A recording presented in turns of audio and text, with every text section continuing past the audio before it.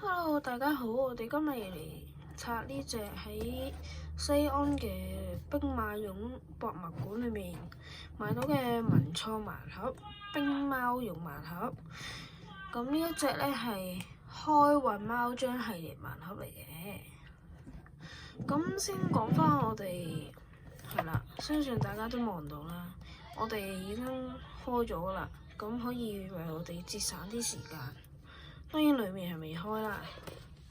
嚟，我哋睇下先。呢度係全款展示。我自己個人咧就係想抽藍色呢隻智星嘅，唔知係咪會中嘅。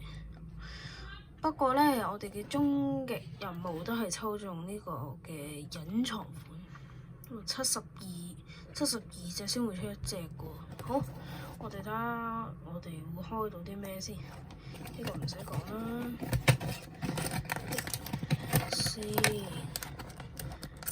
真係藍色嘅喎。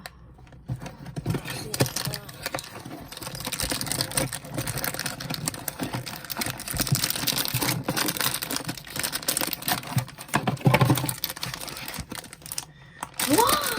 真係藍色喎，好得意啊！我係貓貓，歡迎大家收睇啊！好。咁我哋都抽中咗自己想要嗰款啦，咁再俾你睇下張卡片先。做咩用筷子夾住？好，咁我哋今集視頻就到呢度，多謝收睇，拜拜。